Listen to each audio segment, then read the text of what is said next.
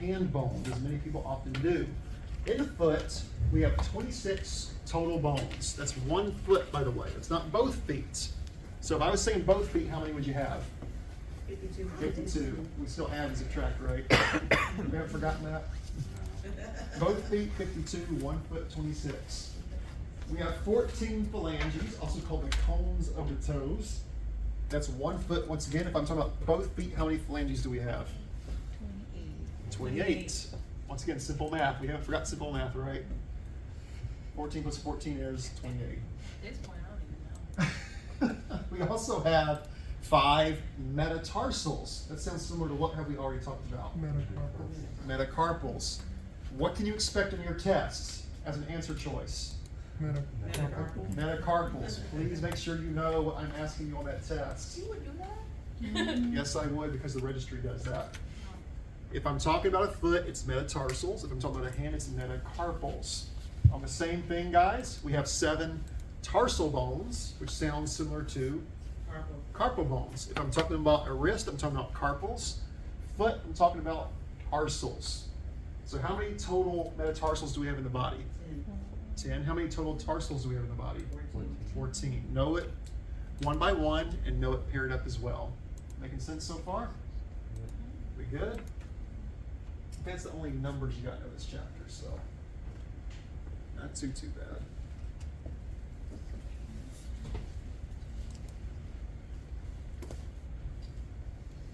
What about that pinky toe?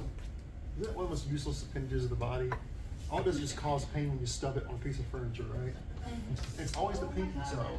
I never stub my big toe. It's always the pinky toe. Daily. Or I step on something. You know, it's uncanny how when you have kids that they can leave a single Lego piece out in the middle of a big wide open floor in a living room.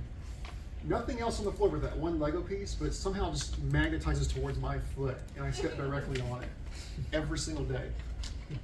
Never fails. Never fails. If you've ever stepped on a Lego piece barefoot, you know the pain I have felt. They design those things purposefully to puncture people's feet. You know, I would throw them away and be like, well, you have no more Legos. We're not buying anymore.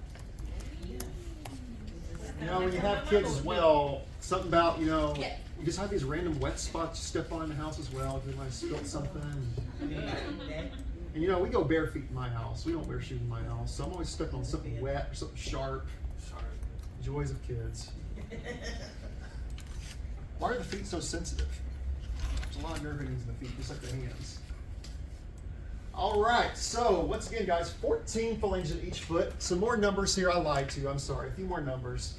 So we have, just like with the fingers, guys. Remember with the thumb, it was unique in having 2 phalanges versus 2 through 5 having 3. It's the same concept on the foot. On the big toe, guys, the commander of the toes, the chief of the toes, we have 2 phalanges in the great toe, 3 in each of the 4 toes. 2 in the great toe, 3 in each of the 4 toes. Even that pinky toe, which you think would have less, but it has 3. So, a little fun fact, I don't think it's in your book. There's another name for the great toe, or the big toe, or the first digit of the foot. Very good. You are the first class to know that. Was that in your book? Mm-hmm. It was in your book. Okay, good job, It's only Merrills. because they have the bus. They had Merrills. They have Merrills. Yeah, the big toe is also called the hallux. H-A-L-U-X. You see Please that know on that. order too sometimes. Hmm? They'll put hallux instead of like the first great toe. Correct. It's one of those interchangeable terms you need to know. Because some of those doctors, you know, you might have a doctor come up to you one day and say, hey, I need a 3-view hallux. If you don't know what a hallux is, you're going to look at him like he's crazy. Who, what? Oh, the big toe. Big toe. I'll call it a hallux sometimes. Keep that in mind. All right, moving on. We have 9 IP joints. Remember those IPs in the hands? Yeah. Mm-hmm. They're the same IPs in the foot because we're still dealing with phalanges. So we have 9 interphalangeal joints in each foot for a total of 18. I think Charles is the only one that knows how to do math anymore back here. 18 interphalangeal joints. She a compliment. She has a degree. She's A a master's. Yeah. That not easy. So keep in mind, guys, remember what was unique about the thumb compared to the other 4 phalanges? Two. With the joints. The thumb has the ip joint, right? The other four had the what? The dip and the pip. Well, guess what? It's the same for your toes, guys. The hallux of the big toe has one, the IP. The other four toes have the two joints, the DIP and the PIP. Same exact anatomy, which we can see right here, guys. There's the IP, there's the DIP, there's the PIP. Y'all see that? See the little junctions there? All right. All these IP joints, make sure you know what type they are. They are still the same as our fingers. They are synovial, diarthrodial, hinge types. And diarthrodial means what? Freely movable. What's synovial mean? Slightly movable. No. It's also freely movable, but it has a what? Joint capsule. Joint capsule, which we talked about in your class yesterday, because we're talking about orthograms.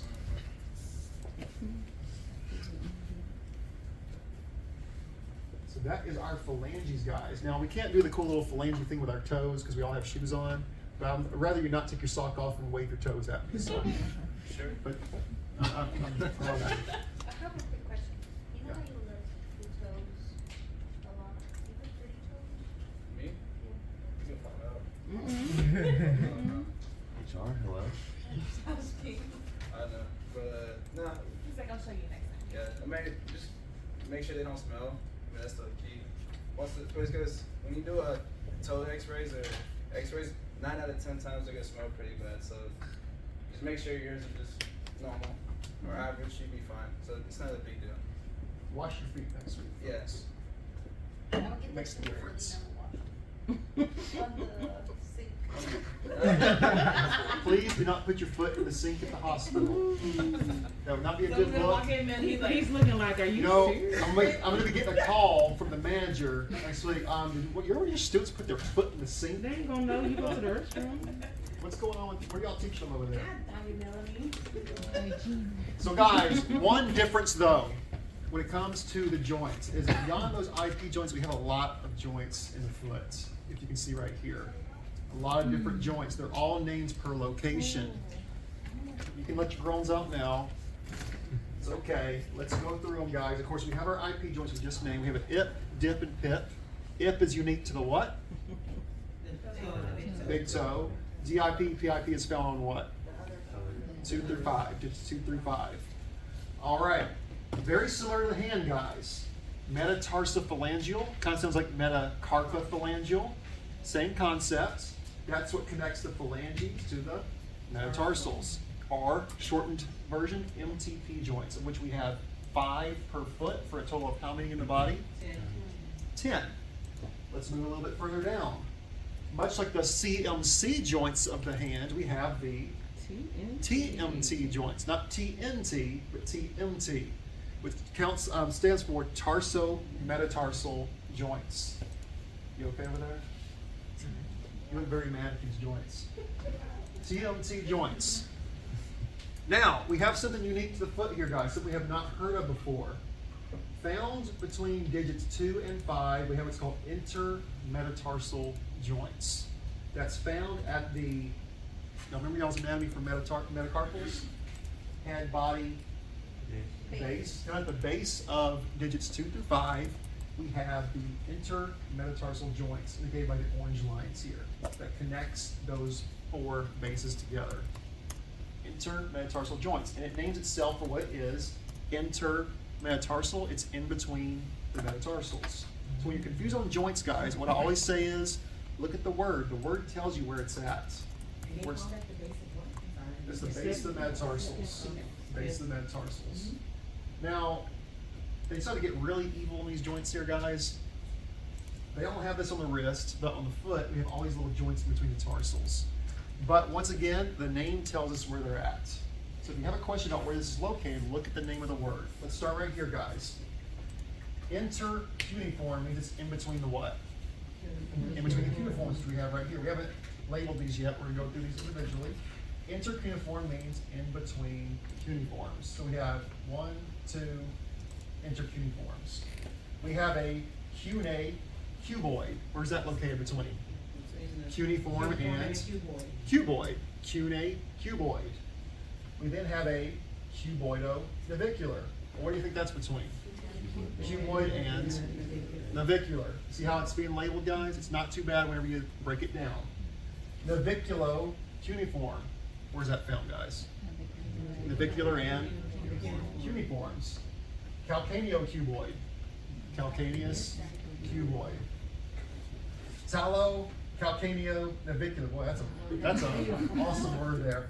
Tallo-calcaneo-navicular. That's a three-way joint. Was it connecting, guys? Talus.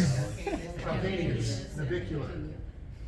And then they got really simple subtalar joints. That's just, so subtalar joints is what connects the talus to the calcaneus. The talus sits on top of the calcaneus via three facets. The subtalar joints are what connects the talus to the calcaneus. I guess they lost their imagination on that wording there. They use a different word.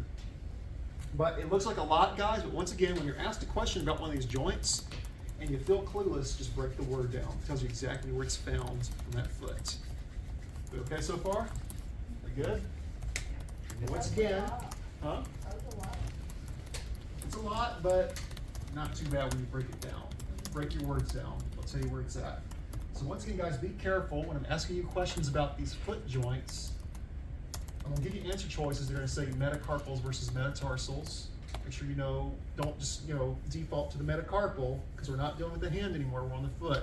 Metatarsal. I'm going to put TMT and CMC together. Make sure you know for the foot, it's the TMT, not the CMC. Now follow me? Mm-hmm. All right. So also, guys, don't forget, because it is very similar to the hand and the fingers, phalanges have the same landmarks. So we have a distal phalanx, middle phalanx, proximal phalanx. You remember that? Mm-hmm. The big toe has a distal, proximal only, no middle. Distal, middle, proximal, distal, middle, proximal. Each phalange has three parts, which were what? Head, body, base. Head, body, base, head, body, base, head, body, base. Same thing for our metatarsals, head, body, base. We okay so far? Still good? Let's move on. All right, metatarsals, guys. So what I just told you is what the slide's covering right here. Once again, we have 5 per foot for a total of 10 in the body.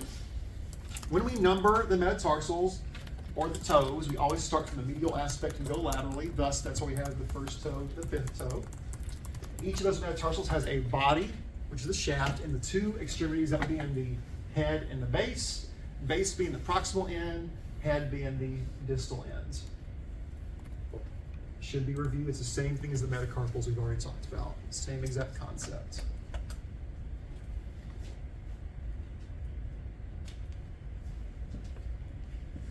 Can't y'all tell this is going to be a fun Play-Doh project? Doesn't that look fun to construct? I've seen some funky feet Play-Doh models, so I'm looking forward to it. You guys have been really good so far, so let's see if you surprise me. When is it again, this Friday? When is it? Friday or Monday? Probably Monday.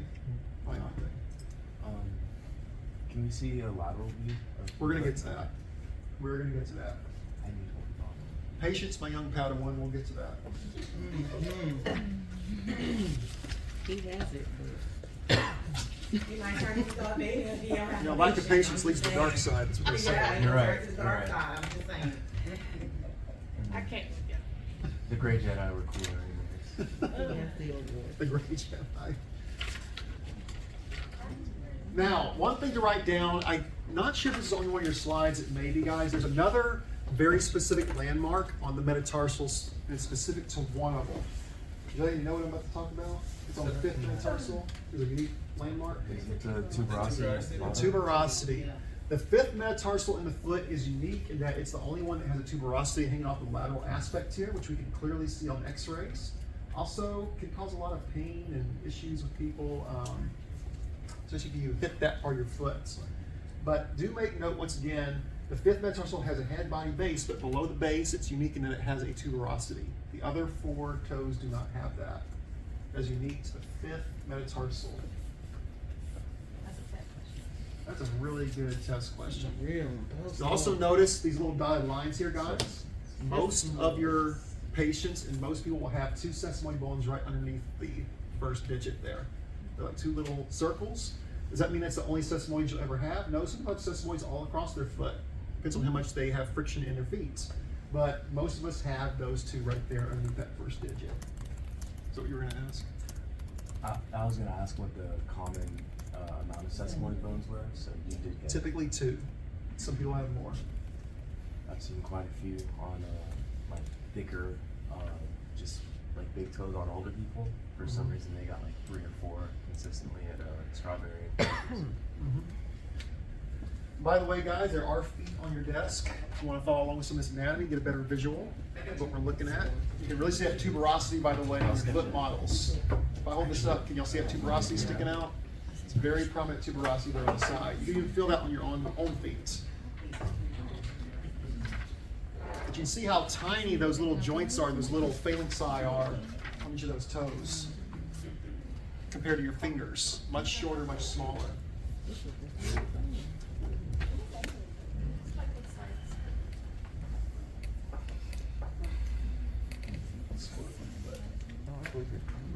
Weird flex, but okay. Oh, this is the one. What? Okay. What'd you say?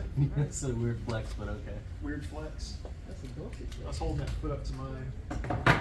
All right, guys, distal end. So the heads of the metatarsals do articulate with our proximal phalanges, and that's what we call, once again, the MTP joints, our metatarsal phalangeal joints. What kind of joints are the MTPs? They are ellipsoidal type joints. Ellipsoidal type joints. That's their movement type. They're also synovial. They're also diarthrodial. Do I add that to your notes as well?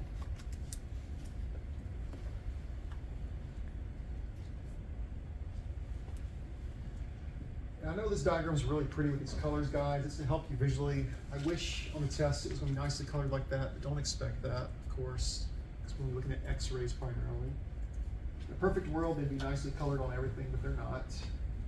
Maybe with some advanced technology, they'll start adding colors to x-rays. That'd be kind of cool. Not today. You think with AI it would get there? Could be. It'd be interesting. Would be fascinating.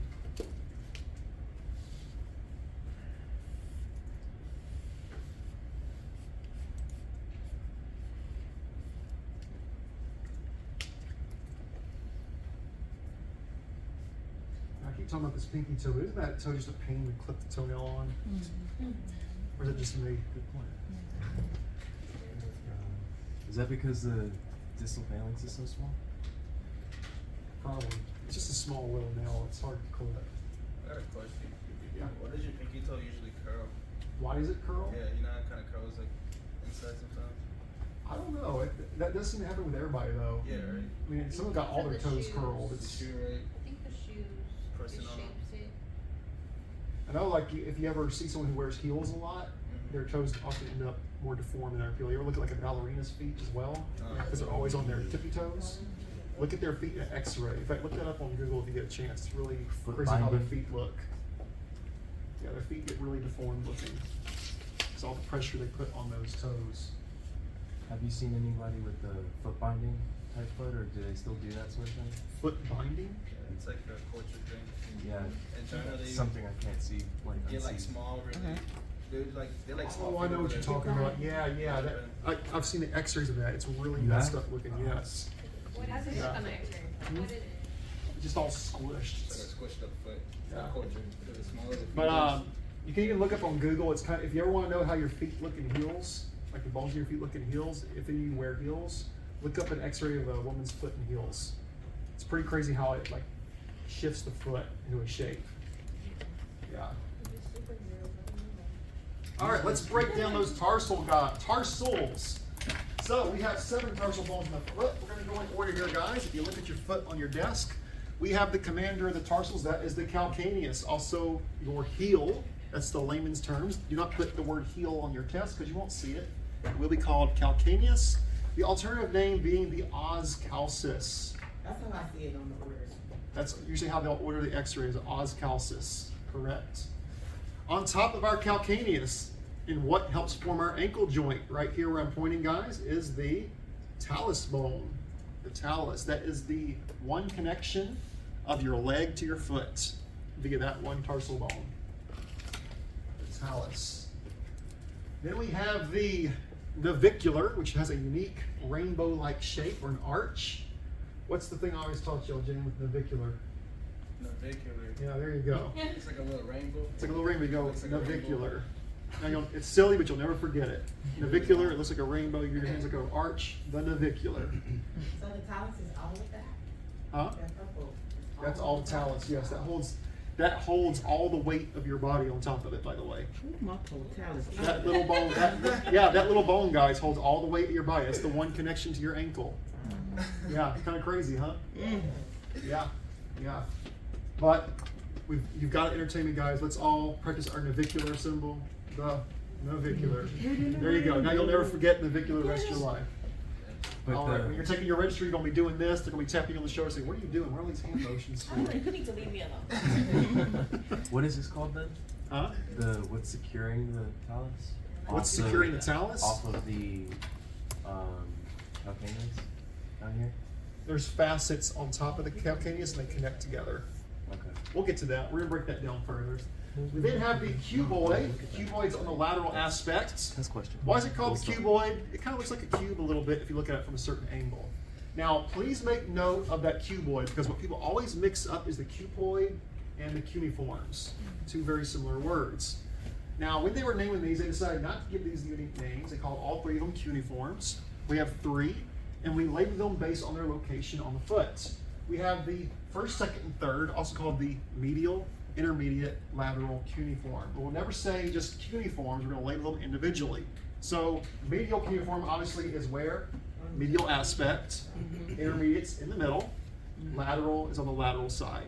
Medial, intermediate, lateral cuneiform. We good?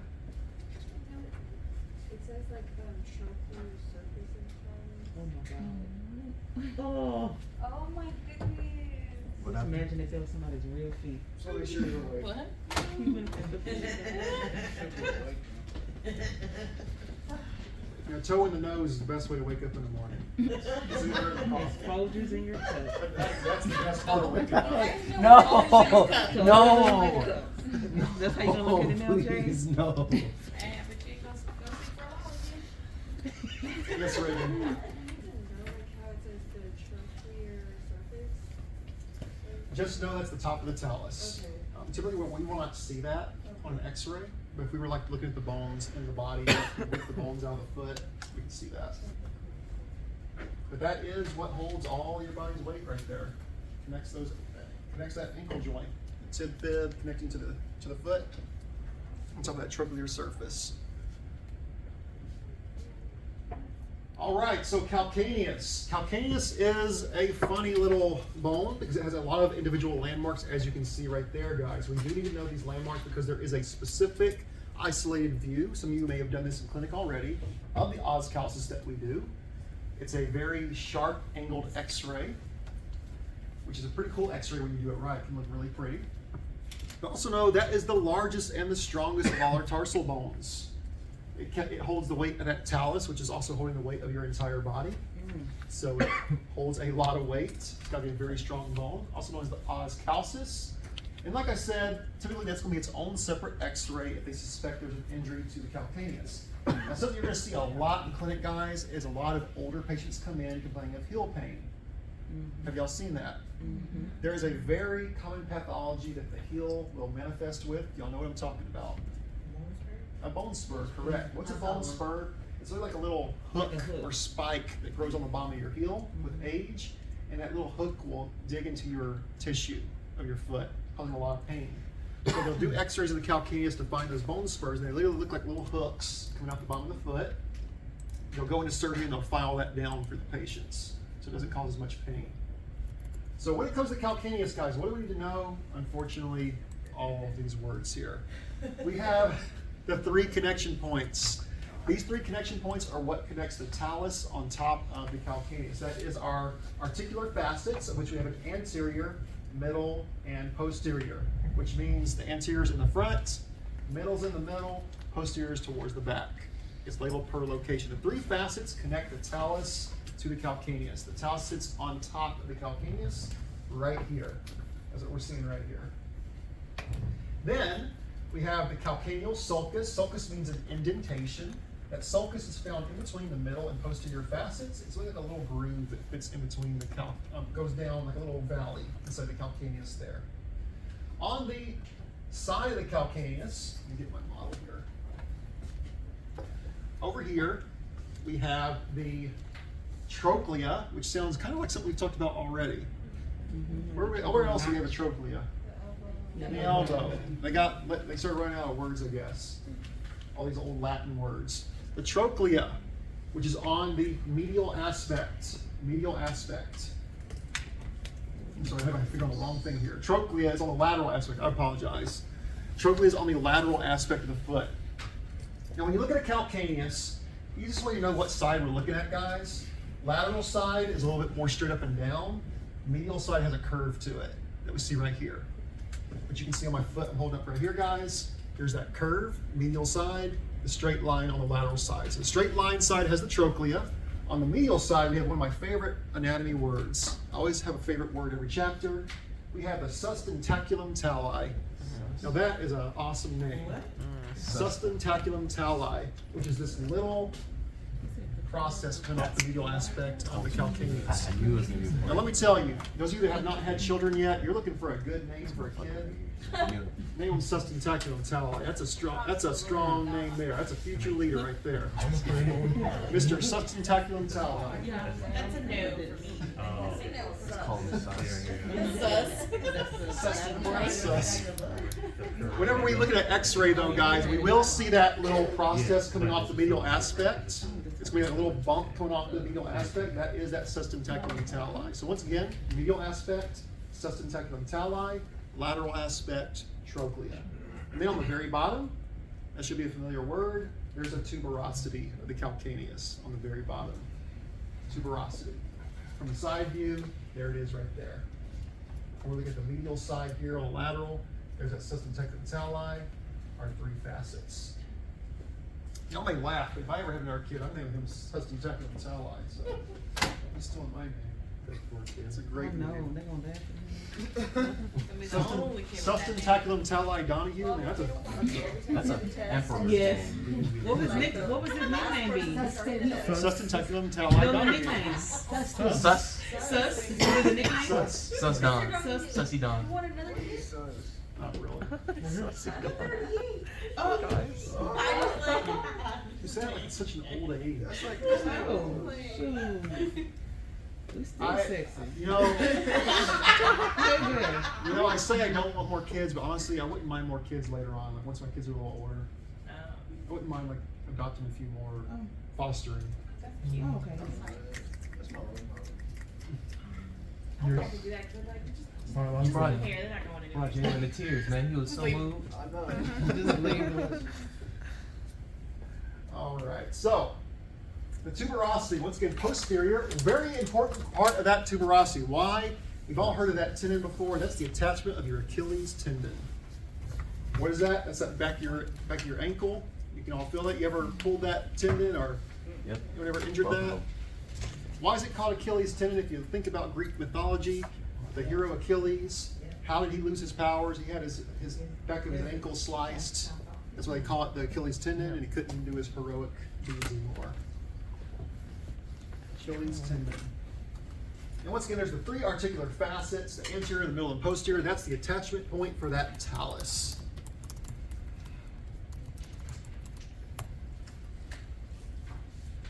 By the way, when it comes to those bone spurs we talked about, guys, where's the most common area it develops? Right under the tuberosity right here. That little bump you see right there usually will calcify and cause a little hook right here. So think about when you're stepping on that and you're putting pressure on it, you're digging that little spur into the tissue of your heel, which a lot of older people think that their foot is, broken or heavily injured. It's usually just that little bone spur digging into the tissue. Yeah. So when it's towards the back or the posterior side, and it looks like it's been eroded away, that's going to be from riders. It's not going to be from like a bone spur or something like that. Wait, so Riders is like one of those reactive arthritis things where you have that, and it looks like a bone spur, right? So can you have bone spurs on the back of your foot, or You is can that- actually. You can get a bone spur anywhere on your heel. It's just most commonly under here. They can form anywhere. I've seen them up here. They go all over the place. Yeah. Just because of how much pressure you put on the foot right there, it's the most common spot. Okay. Yeah. Does that usually happen because of due to weight? Because of what? Not necessarily. It's usually just genetic. Some people's bones calcify quicker than others. Yeah, if it did.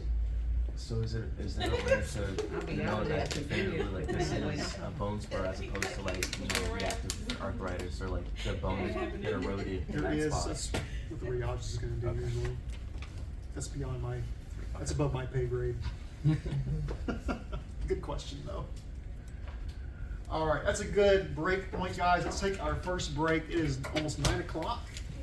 Be back at 9:15, and we will continue on with some anatomy here. You have till 9:15. Stretch, get some coffee, wake up.